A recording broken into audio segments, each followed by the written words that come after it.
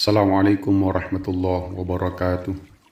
Bismillah, alhamdulillah, amma ba'du, la hawla wa la quwwata illa billahil aliyil azim. Pemirsa doa wali yang budiman dan dirahmati oleh Allah Subhanahu wa taala. Semoga Anda senantiasa diberi kesehatan oleh Allah, diberi umur serta rezeki yang barokah oleh Allah Subhanahu wa taala, dan senantiasa mendapatkan limpahan rahmat, ma'unah, taufik dan hidayah dari Allah Subhanahu wa taala. Amin ya rabbal alamin. Salah satu yang banyak menjadi kesalahpahaman di masyarakat terkait dengan manfaat dari ilmu mata batin. Karena belajar ilmu mata batin ini sejatinya sebagai salah satu ilmu hikmah, ilmu tingkat tinggi yang mampu mendatangkan manfaat luar biasa kepada kita. Salah satunya yaitu ketika terbuka mata batin, tidak ada hijab antara kita dengan Allah Subhanahu wa taala, maka pastinya yang diharapkan adalah kedekatan dan pemahaman yang utuh terhadap Al-Khaliq, terhadap Allah Subhanahu wa taala, dan juga terhadap rencana-rencana Allah yang ada di dunia ini. Mata batin tidak selalu identik dengan kemampuan melihat makhluk astral ataupun makhluk gaib. Mata batin tidak selalu identik dengan kemampuan kita untuk bisa mempengaruhi makhluk-makhluk halus, jin, dan seterusnya. Karena itu adalah salah satu bagian. Dan kali ini Al-Fakir akan berbagi tentang pemahaman bahwa orang yang memiliki ilmu mata batin, maka ada beberapa manfaat yang bisa didapatkan. Yang pertama yaitu orang yang sudah terbuka mata batinnya, terbuka intuisinya, dan terbuka indera keenam ataupun kepekaannya, maka manfaat dalam kehidupannya satu yaitu meningkatkan indera keenam ataupun mata keenam, atau ada yang menyebut mata ketiga. Dan tentu ini adalah anugerah yang harus disyukuri, dan tidak semua orang akan memiliki anugerah terbukanya indera keenam.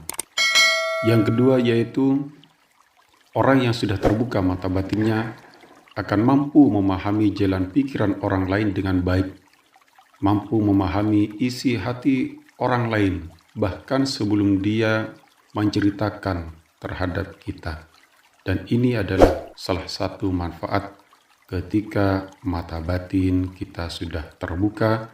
Dan bila orang itu berniat buruk kepada kita, ketika kita sudah memahami jalan pikiran dan isi hatinya, dan manfaatnya kita bisa meningkatkan kewaspadaan ataupun mawas diri dari hal-hal yang tidak diinginkan. Yang ketiga yaitu mampu mempengaruhi orang lain untuk melakukan kebaikan.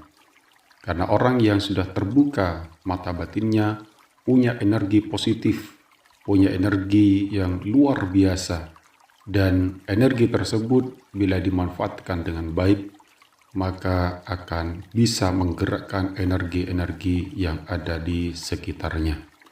Yang keempat yaitu memunculkan kepekaan spiritual, mampu menangkap isyarat-isyarat langit, mampu membaca isyarat-isyarat yang ada di balik fenomena alam yang terjadi, dan mampu mengetahui maksud dan tujuan terhadap apa yang telah dilakukan oleh Allah Subhanahu wa taala di dunia ini.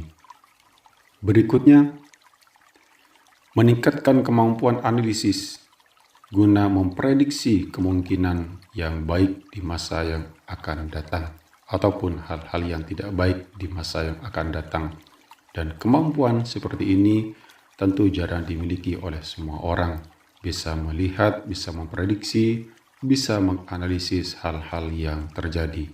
Karena orang yang sudah terbuka mata batinnya, rahasia-rahasia Allah dibuka kepada orang yang sudah terbuka mata batinnya, sehingga dia bisa mengetahui hal-hal yang belum terjadi.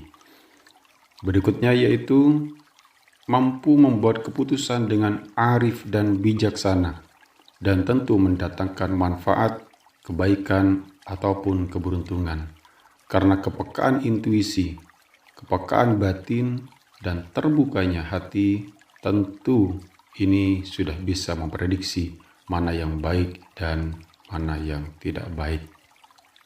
Berikutnya orang yang sudah terbuka mata batinnya, yakni mampu mengambil hikmah dari segala kejadian. Artinya kejadian tidak hanya dimaknai secara zahir, tetapi dimaknai secara metafisik dan dimaknai dengan pendekatan spiritual.